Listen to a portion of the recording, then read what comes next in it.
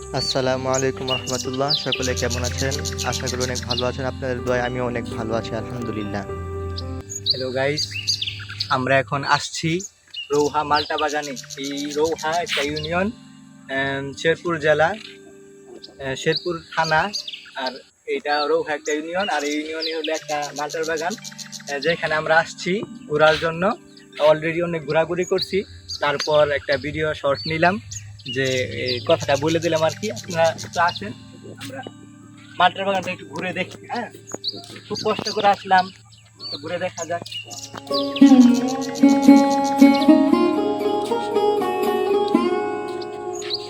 আচ্ছা, আমি কিন্তু ব্লগ ওইরকম অভ্যস্ত না, যার ফলে যদি কোনো ভুল হয়ে থাকে হাসবেন না, হাসাহাসির কোনো দরকার নাই, আস্তে আস্তে শিখে নেবেন।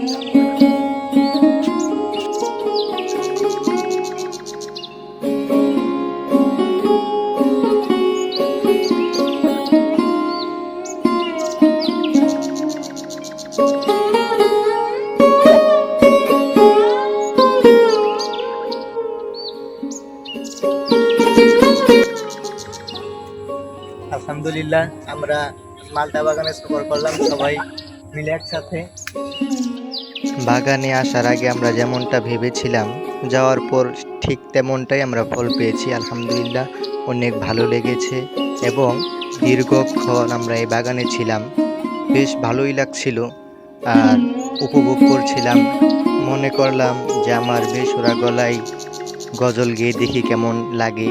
অবশ্য আমার কণ্ঠটা তেমন ভালো না, তবে সৃষ্টিকর্তা যতটুকু দিয়েছে আলহামদুলিল্লাহ। যদি ভালো হয় তাহলে আপনারা উৎসাহ দিলে আমি আরও চেষ্টা করব ইনশাআল্লাহ। আমি শব্দ গাথি গানে তোমার ভাবনা, কত সুর মেখে যে তারে মনের মতো সাজা। মনের মতো সাজা, যদি রাত গাইতে গাইতে চোখে ঘুম চলে আসে, তুমি ঘুম পাড়িয়ে দিও রাসূল শিয়রে এসে।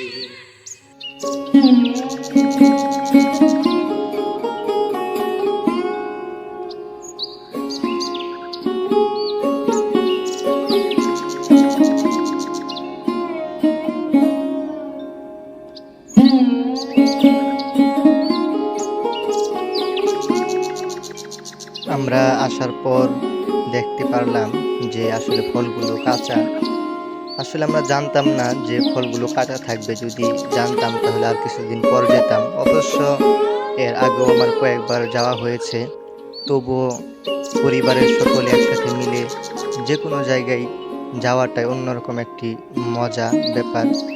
এই জন্যে সবার সাথে একত্রিত হয়ে আবারই আমরা একসাথে গিয়েছি।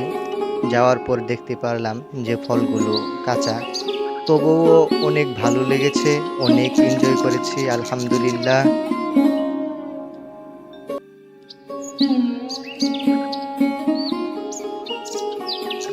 হ্যালো গাইস, এই যে এই মালটা দেখতে পাচ্ছেন, এটা কিন্তু বাংলাদেশি মালটা, ঠিক আছে?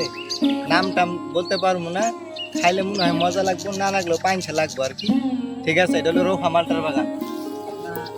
সাথেই থাকুন, দেখতে থাকুন, অনেক কিছু দেখার আছে।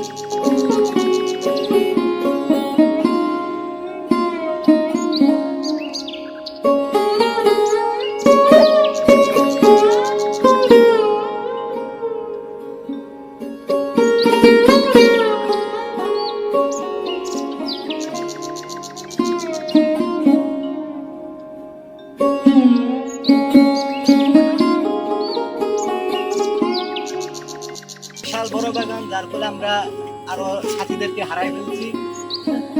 আমরা ব্লগ করতে করতে অন্য জগতে চলে গেছি, আর আমাদের সাথীরা ঘুরতে ঘুরতে ওরা হয়রান হয়ে গেছে, ওরা সম্ভবত আমাদেরকে খুঁজতেছে।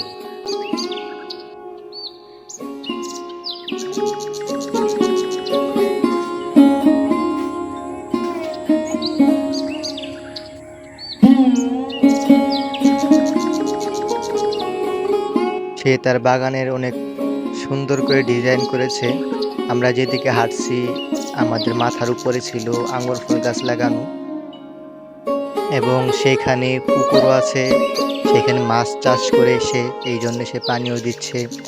আর শুধু পুকুর নয়, সেখানে নানান প্রজাতির গাছ রয়েছে।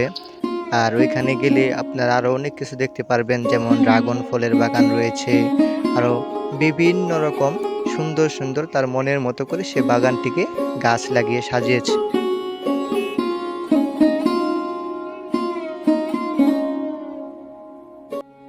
আর আমরা যাবার পর দেখতে পারলাম যে সেখানে ফলগুলো ছোট, এবং ড্রাগন ফলেরও কোনো দেখা আমাদের চোখে মিলেনি। সো আপনারা আর কিছুদিন পর যান, যখন সবগুলো ফল পাকবে এবং ড্রাগন ফলের দেখাও আপনারা পাবেন। ওই সময় গেলে আপনাদের অনেক অনেক ভালো লাগবে।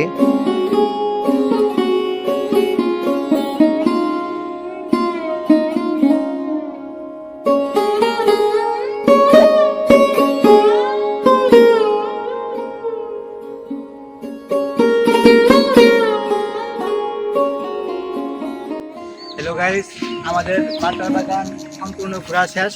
প্রায় 1000 বিঘা জায়গা আমরা অলরেডি ঘুরে ফেলছি।